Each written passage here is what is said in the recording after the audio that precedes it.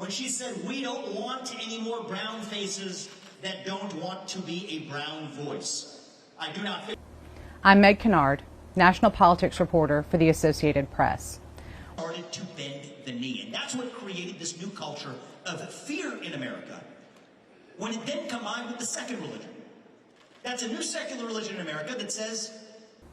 Vivek Ramaswamy is one of the Republicans competing for his party's presidential nomination in 2024.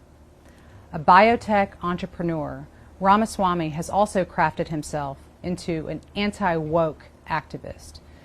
And so I think that whether it's affirmative action or abandoning climate religion that shackles the United States while leaving China untouched, whether it's the use of the military to decimate the cartels, this has taken America First to the next level.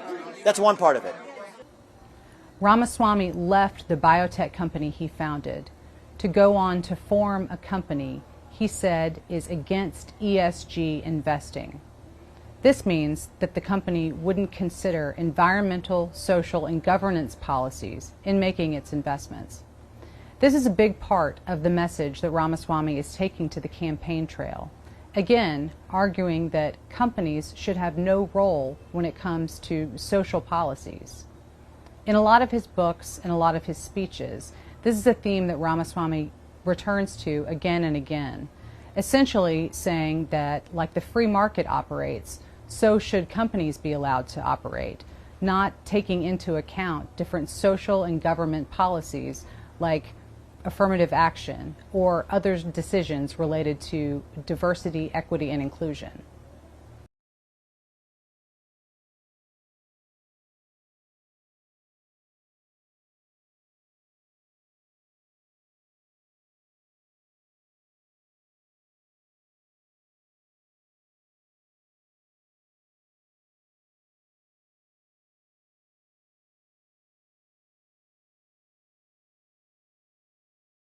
At age 37, Ramaswamy is the youngest candidate in the presidential contest.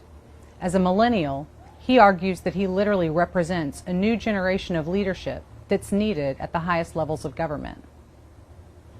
A newcomer to politics, Ramaswamy has never served in office before, but talks about ways that he has maintained and developed relationships with elected officials at a variety of levels, including former President Donald Trump. I am in a presidential primary running against that individual, Donald Trump. But what I'm about to say has nothing to do with Donald Trump and everything to do with the integrity of an election and the integrity of a self-governing democracy. So I don't care whether you root for Trump or whether you don't. If you root for the integrity of our constitutional republic, then you need to be on the side of being really clear. We cannot have politically empowered prosecutors eliminating the opposition of a ruling party using arrest power. It is a sad day. In what's shaping up to be a large GOP field, Ramaswamy is one of those candidates really trying to elevate his name ID, to get his name out there more, since he's not someone who's largely known, even though he has written several books and made some national appearances. But Ramaswamy also has the ability to self-fund at least parts of his campaign. He's still competing for donor dollars, and fundraising is very important to show a lot of things about candidates, more so than just the money they raise, but also their viability and how much voters believe in them. He has the ability to do some of that with his own money, but he is still raising money in a very competitive donor environment. So the longer that he's able to actually do that may help his candidacy stay alive through the next quarters of the years and hopefully, for his part, make it to the votes in 2024. So think of what I'm going to tell you right now. I don't know if you all are going to agree with what I'm going to say or not. I don't really know, but think about it like a set of clothes, all right? You can try it on with me. See if it fits.